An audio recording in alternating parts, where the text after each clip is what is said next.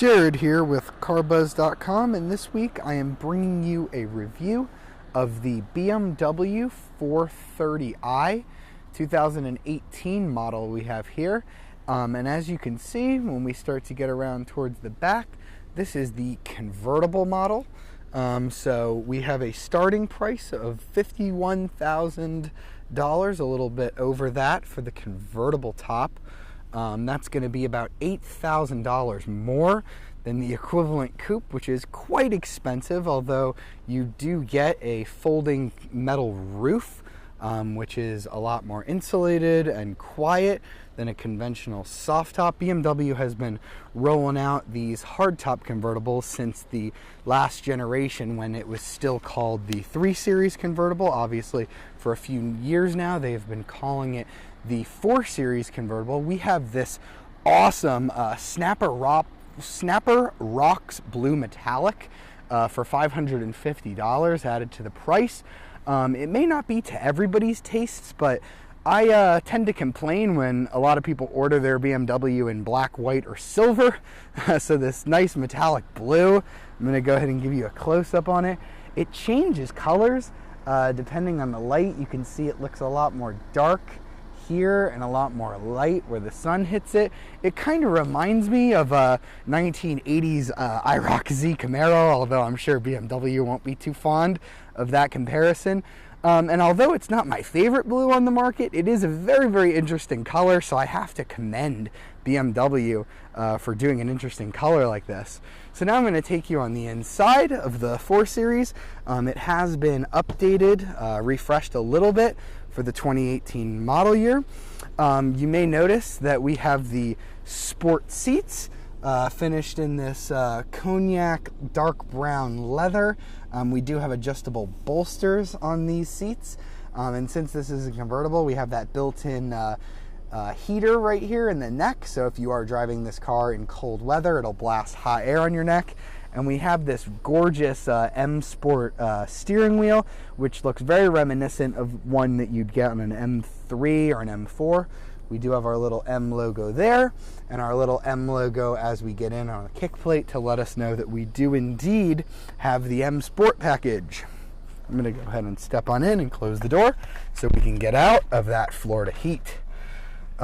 Here we have our very, very traditional looking gauge cluster. If you've been in a BMW in the past 20 years or so, this is going to look extremely familiar to you. It really has not changed much. We just have a simple tachometer and speedometer. We have our engine temp over there on the right, and then we have our gas gauge, obviously, over there on the left. In the middle, we have a little bit of a helper screen. You see I have 64 miles of range. I can use my average fuel economy, my average Mpg, instant Mpg. I can have the date and a few other things on that screen. It's not super helpful.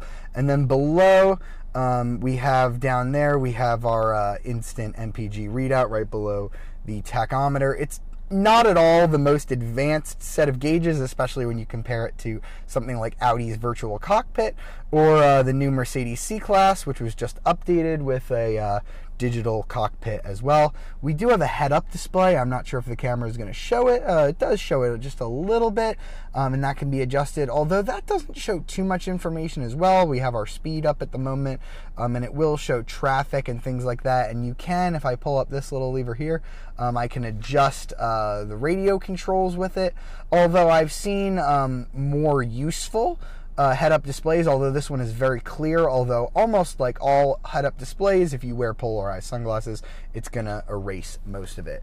We do have, I showed you this very, very nice steering wheel. It's pretty basic as well. You have your cruise controls over here, and then you have your controls over here for your volume, stereo, Bluetooth, and then your voice command. We have these nice metal finished paddle shifters in the back for changing up and changing down. That M Sport package that I mentioned, that's $2,300. It's going to get you 18-inch M-Star spoke wheels, which I'll show you a bit later. You get sport seats. You get dark carbon trim, which is over here. I really, really like that. It's this nice metal brushed look. It looks really good. all over the interior, LED fog lights, that steering wheel, aerodynamic kit, and some Shadowline exterior trim. What you don't get is the adaptive M suspension. That's $700 extra, and you can control that just a little bit over here using this little rocker gauge. If you go all the way down, that's going to engage Eco Pro, which is a fuel economy setting. You can bring it up here back into Comfort, which is the base setting. You have your Sport, which can be configured, and then you have your Sport Plus. And if I tap on the Idrive controller, I can get, I think it'll show on the camera here, you can have your horsepower and torque readouts. I think if I floor it, it'll show you. So it's basically a live readout. Although I think these types of things are a bit gimmicky because you're going to be looking ahead while you're driving on the road, not at the screen. The difference between Sport and Sport Plus isn't too great. It does disable the traction control and I think the stability control as well. But Sport and Sport Plus, there's not too big of a difference. You can turn the traction control off with this button as well. You have your parking sensors down here. And now I'm going to talk about iDrive because that's obviously a huge central feature of the car. We have our iDrive controller, the latest version of it here. You have all these shortcut buttons around here, which I find very, very useful. You do have a back button, which is also very useful. This can be used to spell out addresses on the top. It does click, spin, and turn. So I'm going to go ahead and edit that now. We can go back to our main menu. The system is very, very easy to use, although I think if you are not so good with technology, you will have some trouble trying to find where some menu things are hidden. I was trying to adjust the head-up display, and you have to hit Option while you're on the main screen, and then you go to Display Settings, and there's your head-up display controls. So I think finding some of the hidden menus is a little bit difficult, but the iDrive itself is very, very easy. If I do hit this voice command button here, it's incredibly, incredibly easy. Hopefully this will work on the video, but I'm going to go ahead and try and give it a navigation destination. Drive to Starbucks. Starbucks 820 Oviedo Mall Boulevard, Oviedo. So as you can see there, it's powered by Google, so almost anything you give it, it's going to know where it was. I had to drive to my friend's shop the other day, and he is listed on Google, so I just said the name of his shop, and it actually took me there. So voice command, excellent, excellent, excellent on this car. Very, very good indeed. So now I'm going to go ahead and get out. I'll show you the Harman Kardon audio real quick. That's actually a very, very good system. It's $875 optional on this car. Definitely worth it for that price. That's pretty inexpensive as far as high premium audio controls go. We do have memory seat controls down here. Getting into the back seat is very, very easy. Just pull on this. That's going to fold the seat up, and then we have this little button here. Just push it once and it'll automatically go as forward as it can possibly go to let you in, which is very, very convenient. You don't have to hold a button down. And back here you can only sit 2 people, but the seats are pretty big. We have nice amount of leg room. I'm going to go ahead and put the seat back, and I haven't retracted the seat, but you do have a decent amount of leg room back here. You do have your cup holders here in the middle. I'm going to go ahead and show you that. They pop out like this. You have to just push this button. They're pretty good, although big drinks don't really fit in either cup holder that well. BMW doesn't really do great at giving you huge cup holders. And, you know, basically the only thing that I don't love about this car is the price. It's $51,000, but we have the premium package, which is going to give us lumbar support, heated seats, that navigation system, remote services. We have the essential package, which is comfort access, park distance control, and Sirius. We have that M Sport package, and then we have a couple of other options that really, you know, just should be standard on a car that's $51,000. That head-up display, that's $1,100 extra. We have Apple CarPlay, that's $500. Come on, BMW, you can include that for free. Hyundai and Kia give you Apple CarPlay and Android Auto for free, so I don't really know why they're charging you $500 for it here. I think that's a little crazy. The heated steering wheel is $190, and by the time you option all of this stuff, $63,000 is the as-tested price of this convertible. That's a whole heck of a lot of money. For something that basically is as expensive as what you'd spend on a base M3 sedan.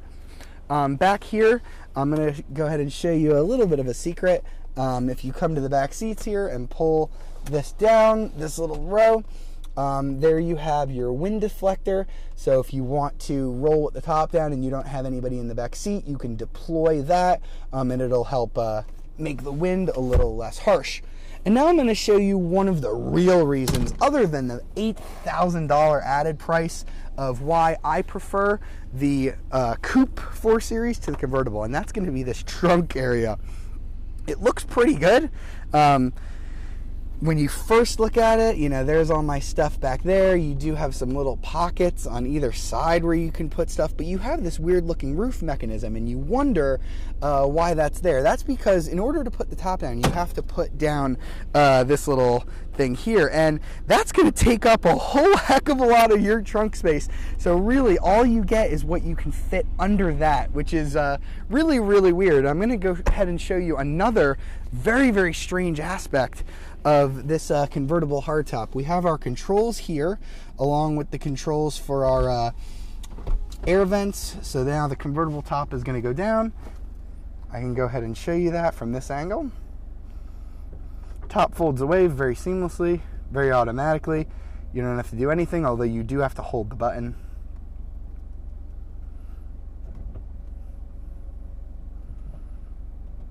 All right, so now we've got the alert that is indeed down.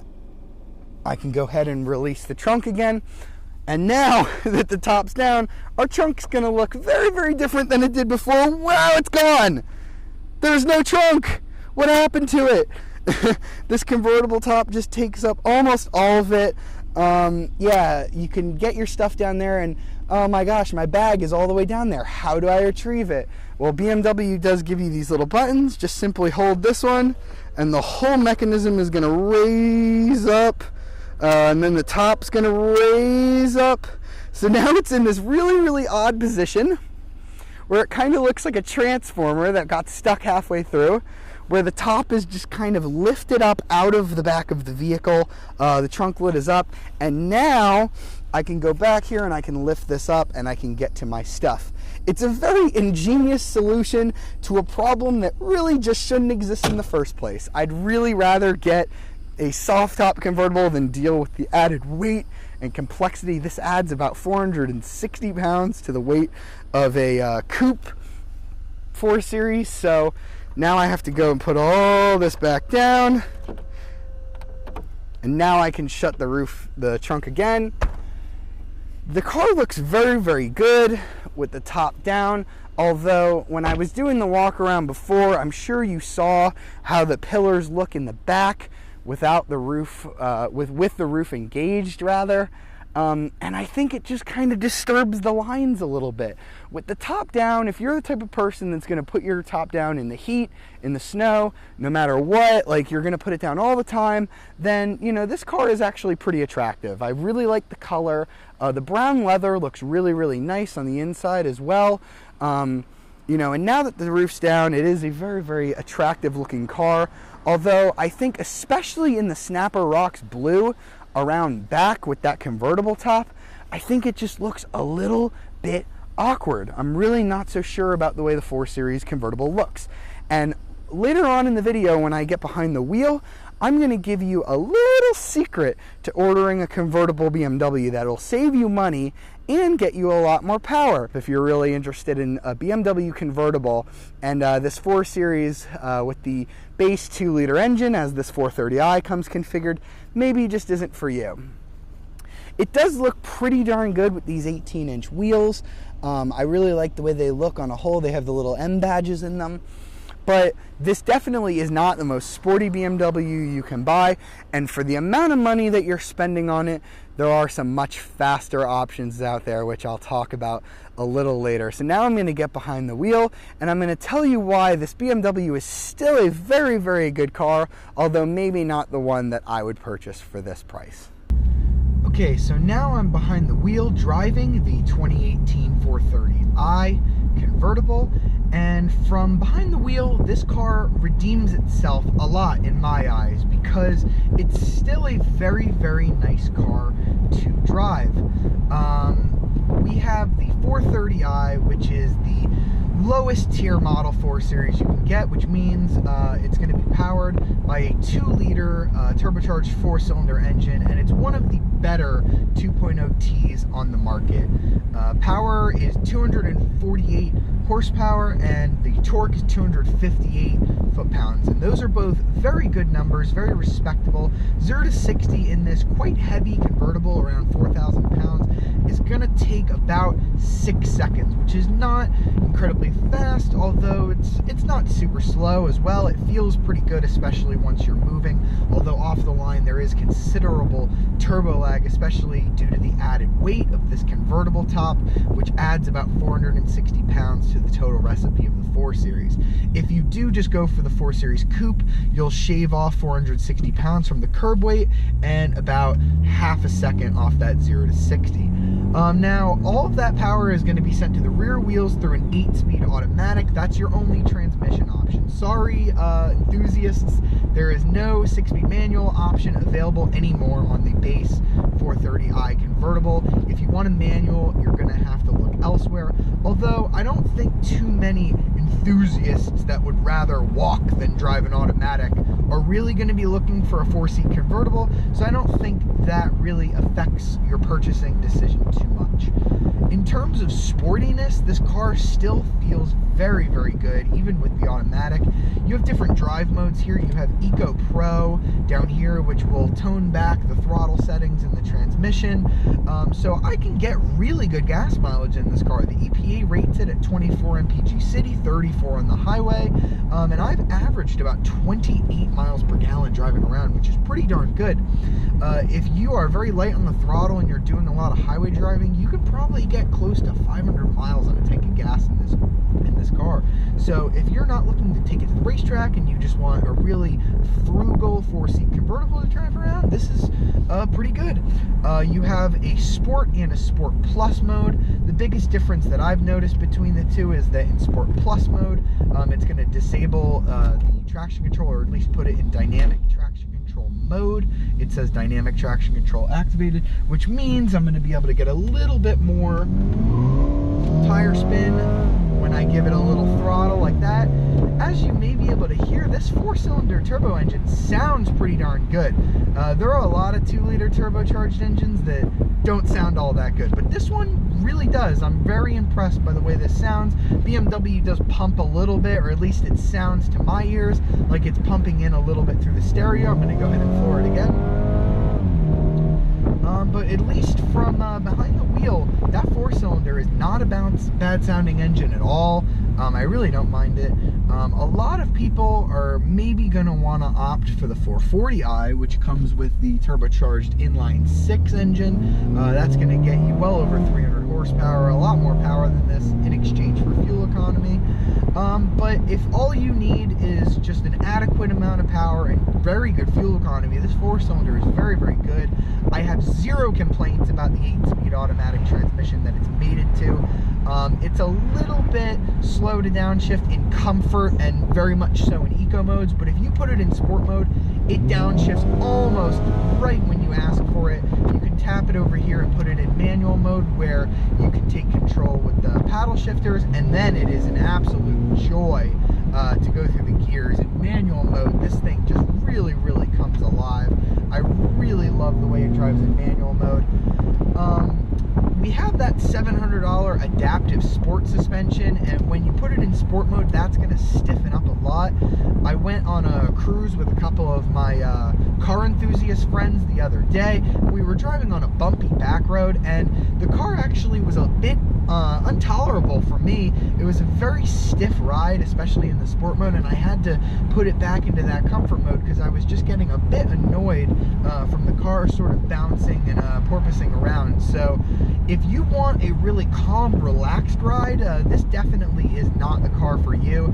I haven't driven the 430i without the optional adjustable suspension. That may be a little softer, and we do have the M Sport package as well. And on this big, heavy convertible, it really doesn't make that much sense to get the M Sport package. I really like this wheel. It's very, very nice. It makes me feel like I'm driving an M3 or an M4, even though I'm not. But it seems like an option that you could easily forego if you're just looking to save money. And on the subject of saving money, this is not an affordable car by any stretch. Even the base price is going to be around $51,000. That's before you even put any options. And unfortunately, compared to a lot of the other convertibles in this class, the Audi A5 convertible, the Mercedes C300 convertible, it doesn't feel all that luxurious in here. It's very familiar BMW stuff. You have your Idrive Controller, which I really like. It's a very good system, don't get me wrong, although the screen is kind of smallish, especially when you compare it to what you get in an Audi now. The gauges here are just typical analog gauges. They really don't display all that much information. You can get your radio information up here on the head-up display, although that's $1,000, $1,100 optional extra. So you really don't get a whole lot in the way of technology in this car, although the iDrive system does have some of it. You have to pay extra for a lot of these features. And the way we've done this car up, the way that BMW sent it to me, the price is over $63,000 as configured, and that's edging on base M3 money. That's a whole lot of money to spend on a 4-cylinder convertible model. And for that amount of money, you're not getting blind spot monitoring. It doesn't have lane keep assist. It doesn't have adaptive cruise control. It's missing a lot of the key features that you'd expect to find on a luxury car in 2018. There's no ventilated seats. These are a lot of features that you'll find on a lot of Toyota and Kia models for a lot less, and BMW still charges you extra for them. So I wish BMW just included a little bit more as standard on this car to make it a better value. There are a lot cheaper convertibles that you can go for if all you want is a comfortable 4-seat convertible. The Mustang and Camaro both are very, very good options for around half the price. And even with the 4-cylinder or V6 Camaro and then the EcoBoost Mustang, they're still going to have more power and be quicker than this 4-cylinder 430i. And you can even, for less money than this, get the V8 Camaro or the V8 Mustang, which have well over 450 horsepower each, and they're still gonna run you less than this car. And I know it's a bit silly, but the Mazda Miata is a very, very fun convertible sports car, and you can get 2 of those for the same price as this BMW. I'm gonna go ahead and slow the review down and talk a little bit about that hardtop convertible, which I talked about a little bit during the walk around. So it can be engaged while you're moving, although you do have to be at speeds of around 10 miles an hour or lower. Once it's up, this car is very, very quiet behind the wheel, very comfortable as well on the highway. You don't get a lot of wind noise, although I'm not a huge fan of convertible hardtops in general. I just prefer a soft top. Oh, see, I just got a max speed alert. You really have to go pretty slow while this convertible top is going.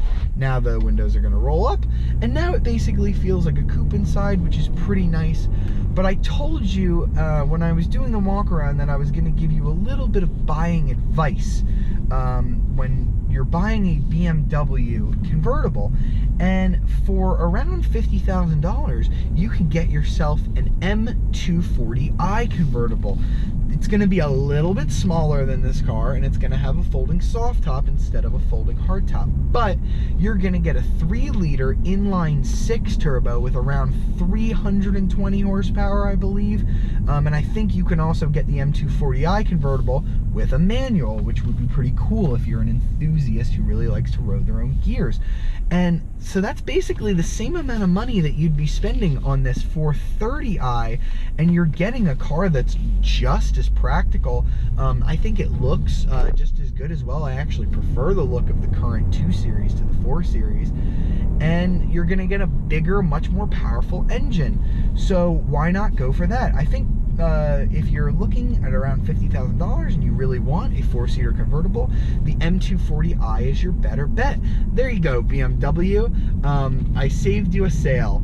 If you really want to save money, those V8 American options are pretty good as well. But if you want to stick with the BMW, 2 Series is where it's at. Still, the BMW 4 Series convertible is not a bad driving car at all. The steering is still very much alive, although not as good as what you used to be able to find with BMW's hydraulic units. And I don't love how heavy the steering gets. The steering actually gets so heavy when you put it in sport mode. It just gives you a bit of an arm workout that I think is just unnecessary. It doesn't need to be this heavy. Just give me one good steering mode, and I'll take it. On the M cars, it's a little bit more customizable. You can put it in their sportiest settings with the suspension and gearbox without adjusting the steering. And I've driven the M4 and the M3, and those steering racks are just way too heavy for me. I prefer the steering that you get on something like the Cadillac ATS, even on the Camaro.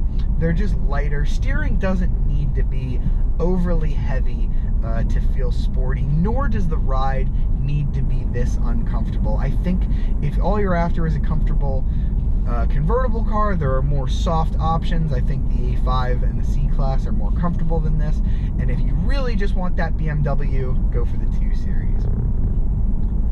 I hope you've enjoyed this review of the BMW 430i Convertible. And if you'd like to see more reviews like this one, be sure to subscribe to the CarBuzz Unboxing YouTube channel. And you can follow me personally on Instagram at CarBuzzJared to see what I'm reviewing next. And be sure to download our app on iOS and Android to keep up with the latest car news, and be sure to catch all of our reviews. I hope you enjoyed this video. See you next time.